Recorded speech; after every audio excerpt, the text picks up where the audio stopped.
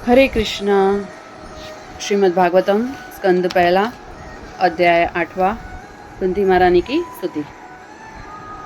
श्लोक नंबर 19। माया जवनिका छन्नम अग्नादोक्षजमव्ययम न लक्ष्यसे मूढ़दशा नटो नाट्यधरो यथा। तो इसका अर्थ है, सीमित इंद्रिय ज्ञान से परे होने के कारण आप मोहिनी शक्ति माया के पर्दे से ढके रहने वाले शाश्वत अव्यय तत्व हैं। आप अल्पज्ञानी दर्शक के लिए ठीक उसी प्रकार अदृश्य रहते हैं जिस प्रकार अभिनेता के वेश में कलाकार पहचान में नहीं आता। तो यहाँ पे महारानी कुंती जो है वो भगवान से प्रार्थना कर रही है। क्या प्रार्थना करती हैं कि हम जो जीव हैं, हमारी जो इंद्रियां हैं वो कैसी है, सीमित है। तो हम सीमित इंद्रियों से, हम जो जीव है वो माया के आवरण से ढके हुए होते हैं, तो हम आपको पहचान नहीं पाते। और भगवान जो है वो अपनी योग माया, महामाया, योग माया कहो, उससे हमेशा अपने आप को ढके हुए होते हैं। एक पर्दा होता है जो हमको उनके दर्शन करने में बाधित होता है, हम उनके दर्शन नहीं कर पाते। तो यहाँ पे कहते हैं कि अल्पज्ञानी दर्शक के लिए ठीक उसी प्रकार अदृश्य रहते हैं जिस प्रकार अभिनेता के वेश में कलाकार पहचान में नहीं आता। तो अल्पज्ञानी कौन है? जो भगवान का विद्रोह करता है ना, जिसको पता ही नहीं कि भगवान कौन है। श्री कृष्ण पूर्ण पुरुषोत्तम भगवान है, उसका ज्ञान नहीं है, वो अज्ञानी है, अल्पज्ञानी है। तो वैसे जो लोग होते हैं वो, उनको आप दृश्यमान नहीं होते, कभी भी उनको दिखते नहीं हो। क्योंकि वैसे लोग तो क्या करेंगे, मंदिर में भी जाएंगे तो भी बोलेंगे ये तो मूर्ति है। उनको उसमें भगवान के दर्शन नहीं हो पाते क्योंकि उनको विश्वास ही नहीं है भगवान में।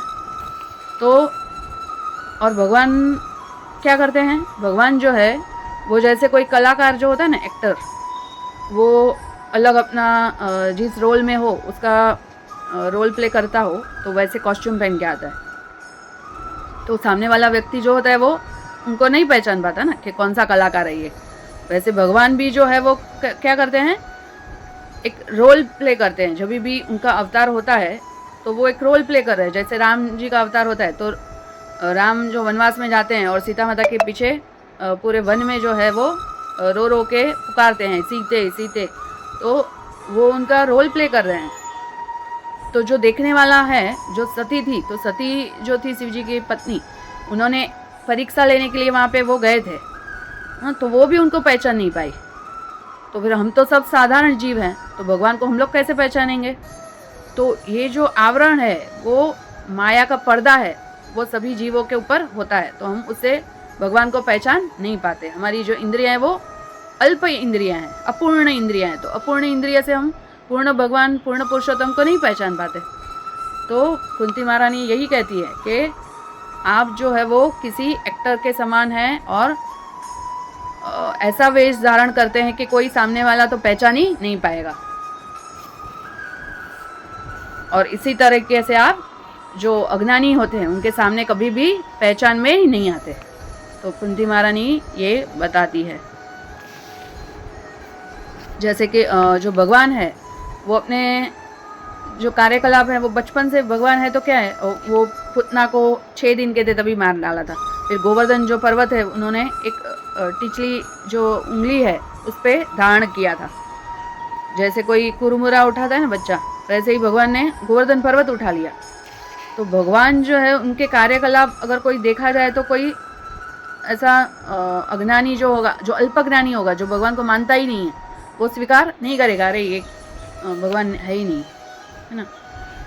लेकिन जिसको श्रद्धा है, विश्वास है, वो लोग भगवान का स्वीकार करते हैं। और कुंती महारानी साक्षात भगवान को देख पा रही है कि वही जो उत्तरा के गर्भ में अंदर रक्षा जाकर किया और वही मेरे सामने भी विराजमान है। उनके लिए कोई भी ऐसा काम नहीं है जो वो न कर पाए। वो भगवान जो है वो सब कुछ कर पाते हैं।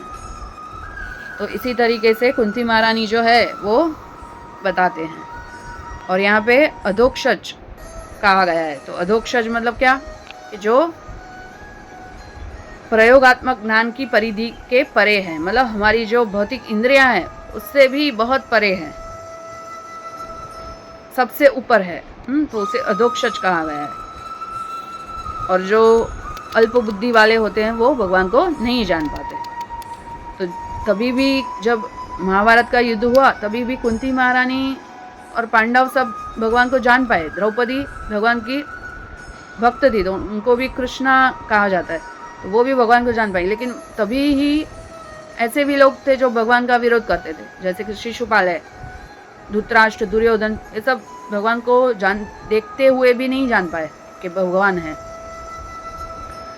तो भगवान को जानने के लिए भगवान के भक्त होना जरूरी है। और तभी भगवान भी कहते हैं ना कि भगवत गीता में कि मुझे वही जान सकता है जो मेरा भक्त है, वही मुझे जान सकता है और भगवत गीता भी वही समझ सकता है। तो वैसे ही ये श्रीमद् भागवत जो है वो भगवान का ग्रंथावतार है।